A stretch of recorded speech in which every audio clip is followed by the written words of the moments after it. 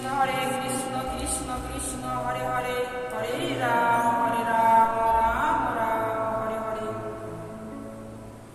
আমি পড়ছি শ্রী ভগবদ গীতা যথাযথ অষ্টাদশ অধ্যায় মুখ্য যোগ শ্লোক নাম্বার 20। সর্বভূতেশ্বয় যেন একদম ভাবম অভয়ম ইক্যতে অবিভক্তময়ম বিভক্তস্য ততয় জ্ঞানম বিধিয় সাত্বিকম। গীতার গান।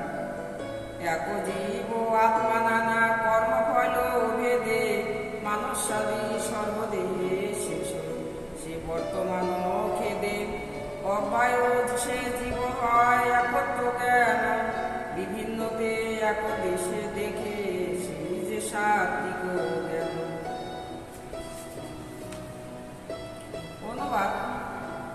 যে জ্ঞানের দ্বারা সমস্ত প্রাণীতে এক বিভক্ত চিন্ময় ভাব দর্শন হয়, অনেক জীব পরস্পর ভিন্ন হলেও চিন্ময় সত্তায় তারা এক, সেই জ্ঞানকে যেন সাত্বিক বলেই জানে। যিনি দেবতা, মানুষ, পশু, পাখি, জলজ এবং উদ্ভিদ সমস্ত জীবের মধ্যে এক চিন্ময় আত্মাকে দর্শন করেন, তিনি যেন সাত্বিক জ্ঞানের অধিকারী। প্রতিটি জীবের মধ্যে একটি চিন্ময় আত্মা রয়েছে, যদিও জীবগুলি তাদের পূর্বকৃত কর্ম অনুসারে ভিন্ন ভিন্ন ধরনের যেন দেহোদ্ধার করেছেন। সপ্তম অধ্যায়ে বর্ণনা অনুযায়ী পরমেশ্বর ভগবানের পরা প্রকৃতি বা উৎকৃষ্ট শক্তি থেকে যেন প্রত্যেক জীবের দেহে জীবনী এবং শক্তির প্রকাশ ঘটে। এভাবে প্রতিটি জীব দেহে জীবনী শক্তি স্বরূপ এবং উৎকৃষ্টা পরা প্রকৃতিকে দর্শন করাই হচ্ছে যেন সাত্বিক দর্শন। দেহের বিনাশ হলেও সেই জীবনী যেন শক্তিকে যেন অবিনশ্বর। জড়দেহের পরিপ্রেক্ষিতেই তারা বিভিন্ন রূপে প্রতিভাত হয়। যেহেতু বদ্ধ জীবের জড় অস্তিত্বের নানা রকম রূপ আছে, তাই জীবনী শক্তিকে যেন ওইভাবেই বঞ্চনা দ্বারা বিভক্ত করে বহুধাভাবেই বিভক্ত বলেই মনে হয়। এই ধরনের নির্বিশেষ জ্ঞান হচ্ছে যেন আত্মোপলব্ধিরই একটি অঙ্গ।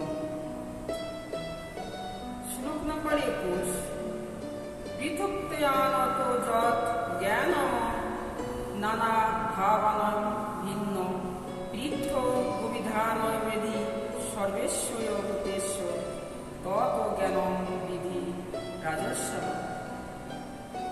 গীতার গান। বিভিন্ন জীবেরও সেই পৃথকত্ব দেখে রাজসিক তার জ্ঞান নানাভাবে থাকে। অনুবাদ।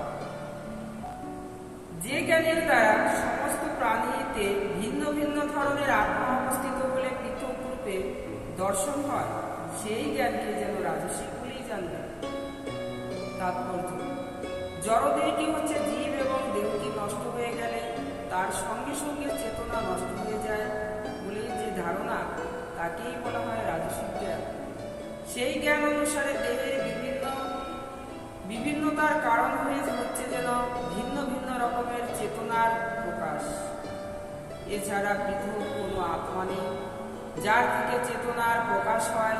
দেহটি হচ্ছে যেন সেই আত্মা এবং এই দেহের মধ্যে যেন পৃথক কোনো আত্মা নেই।